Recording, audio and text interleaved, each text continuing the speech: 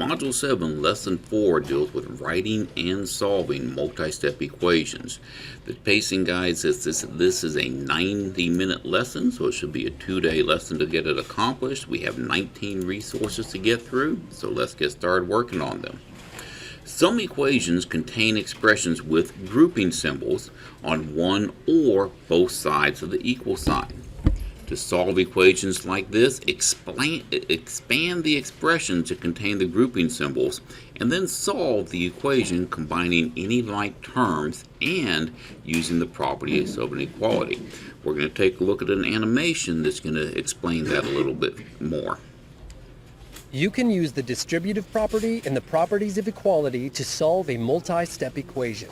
Notice that the equation contains expressions with grouping symbols.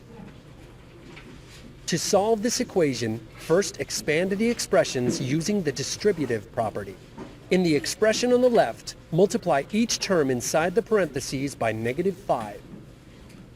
In the expression on the right, multiply each term inside the parentheses by 4. Then combine like terms. On the left side, combine the terms -10x and -x.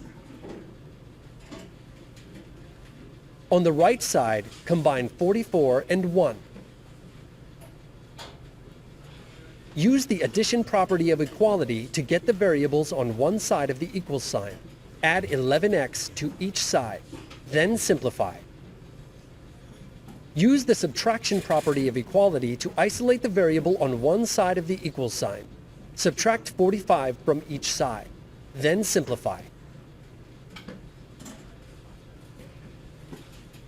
Now, use the division property of equality to solve the equation. Divide each side by 15. -60 divided by 15 is equal to -4. 15x divided by 15 is equal to x. The solution of the equation is x equals -4. Now, I think we can both agree, or all agree, that that's a lot of work. But inside that large amount of work, there is no new material. There's nothing in there that we have not seen before, that we've not done before.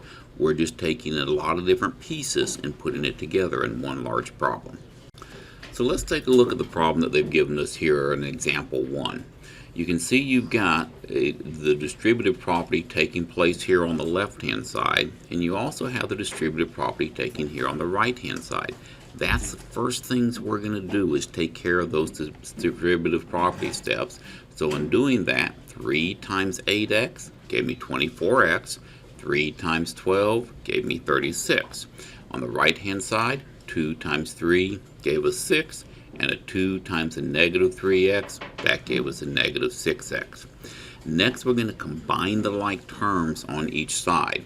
On the left-hand side, you've got a 24x minus a 15x, and when you subtract those out, you get this 9x you see right here. On the right-hand side, there's nothing to simplify. You have no like terms to work. And now we're the type of homework problems that we had last night, where we've got a variable number on each side and a non-variable number on each side. Now remember, I encourage you to work these to where you're going to keep your variable numbers positive. You don't have to. You get the same answer either way. You're just more likely to make mistakes if you have a negative variable. So to keep the variable numbers positive, that means we're going to have to add 6x on both sides. You can see they added 6x here and here. The 6x's on the right, they zeroed each other out. And on the left, 9x plus 6x, that gave 15x. And now we're down to a simple two-step equation. We're going to undo addition and subtraction by subtracting 36 from both sides. You see they subtracted 36 on the left, zeroing it out, leaving just 15x.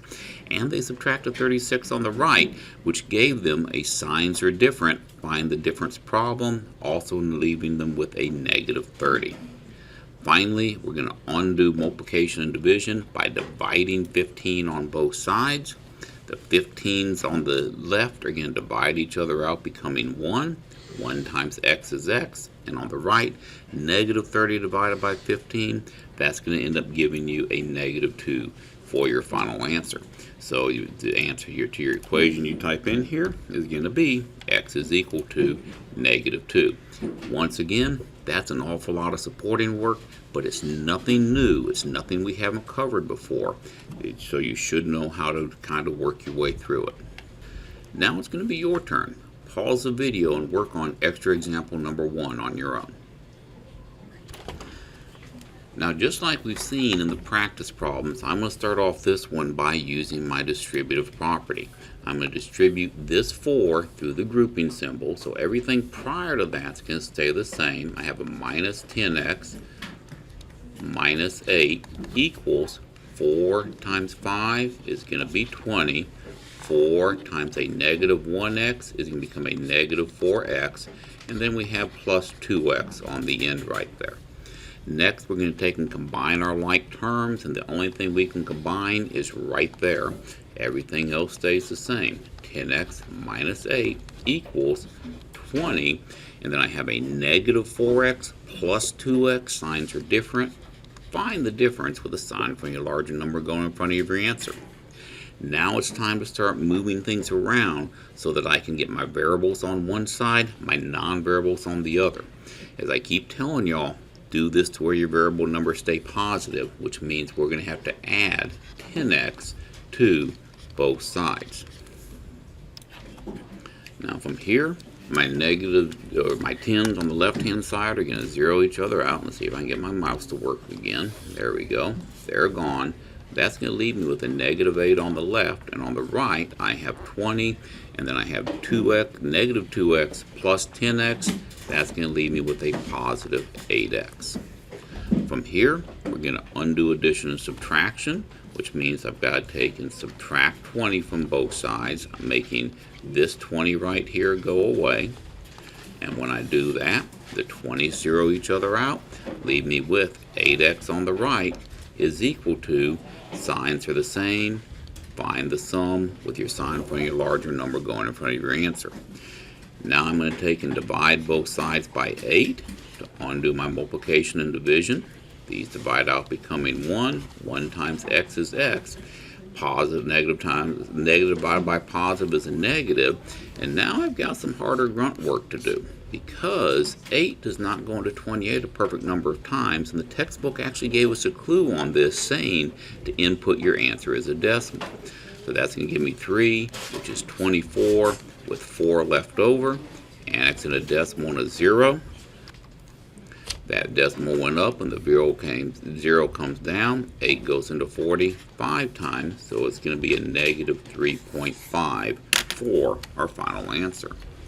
From here, we're going to jump back over, type in our negative 3.5, if I can get my keys right, 3.5, check your answer, and it checks.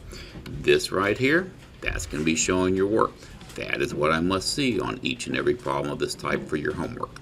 Example 2 deals with the same exact type of problem, only this time they're throwing in an ugly little decimal of 0.3 for us to work on.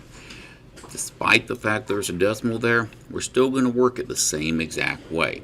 So you can see they distributed their 0.3 through the grouping symbol. 3/10 times 10, that gave them 3, and 3/10 times 5, that gave them 1.5. Now something you need to be careful of, though, is over here on the right hand side, you can see this negative sign needs to be distributed through our grouping symbols. A negative times a positive, oh, they ended up doing it how did they end up screwing that one up? Oh, they made it complicated. Let's just pause this for a second and let me fix that. Alright, there's no reason for them to make these problems more complicated than they have to be. So we've already done where they took and distributed the 3/10 through this grouping symbol, and that's all right here. And then I'm going to take this negative sign and distribute it through this grouping symbol, which means I need to start off by writing everything leading up to that. And that means I've got a negative times a positive, which is going to give me a negative 8x, and a negative times a positive, which is going to give me a negative 9. Now we're going to work on combining the like terms, and the only like terms we can focus on right now are these two. So everything else is going to stay the same. 3 minus 1.5x equals 31.5 minus 9. That's going to leave us with 22.5. And then that minus 8x is going to come down.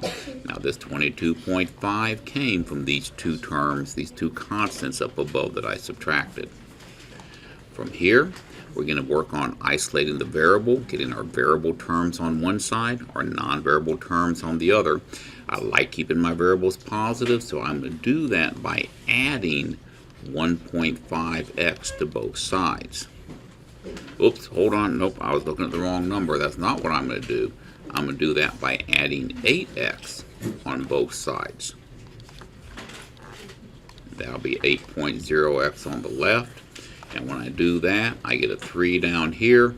I've got negative 1.5 plus 8. That's going to leave me with a positive 6.5x is equal to 22.5, with this right here having zeroed each other out. Next, we're going to undo addition and subtraction by subtracting this 3 from both sides. Make it 3.0 over here.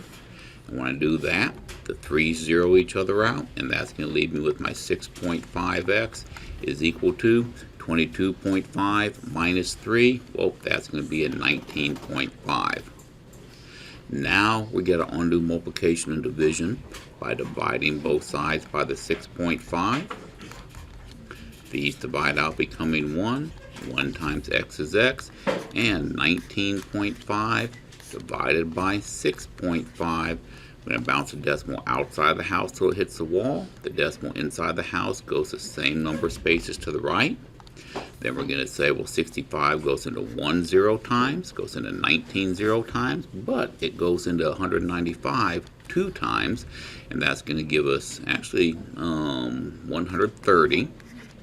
Subtract that out, we're going to get a 5 and a 65. Oh, look at that, I did it wrong. That is actually going to end up being a 3 times here, and when you multiply it times 3, you get 195 with nothing left over. So our final answer, x is going to equal to 3. If we jump back over to where they worked it, you get the same x is equal to 3 right here, and the answer checks. Now, I like my supporting work better than theirs because I distributed the negative sign through the grouping symbol. Instead, they had this strange evil plus a negative thing going on, and that's just not very much fun. Once again, it's your turn to work a problem independently. Go ahead and pause the video and solve this problem. So how'd that work out for you? Let's see how it works out for me.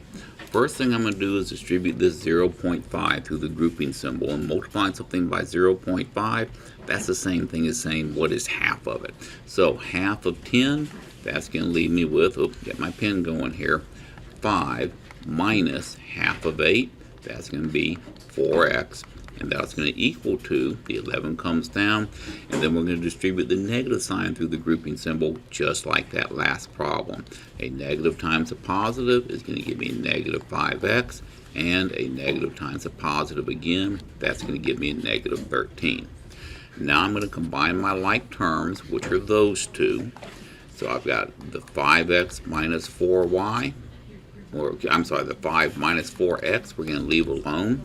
The 11 minus 13, signs are different. Find the difference with a sign from the larger number going in front of the answer. And then the negative 5x, it just sits nice and pretty right there. Now I want to take and start getting my variable numbers on one side, my non-variable numbers on the other. I like to keep my variable numbers positive, so to do that, I'm going to add 5x to both sides. These zero each other out, leaving nothing but negative 2 on the right, and on the left, that 5 comes down, and then negative 4x plus 5x, signs are different. Find the difference with a sign from the larger number going in front of the answer. That gives you 1x or just x. Now we're going to undo addition and subtraction by subtracting the 5 from both sides. The 5's on the left zero each other out, leaving x on the left-hand side, and on the right, sign are the same. Find the sum. Sign in front of your larger number goes in front of your answer, giving us a negative 2. I'm going to jump back over here, plug in my negative 2 to check it, and Uh-oh, I did something wrong. Hold on. I see what my problem is. My answer is actually correct, -7. I typed in a -2 when it's actually exactly the answer I got. We're going to stop this video for part 1, get ready to dive into part 2 so we can continue our study of solving multi-step equations.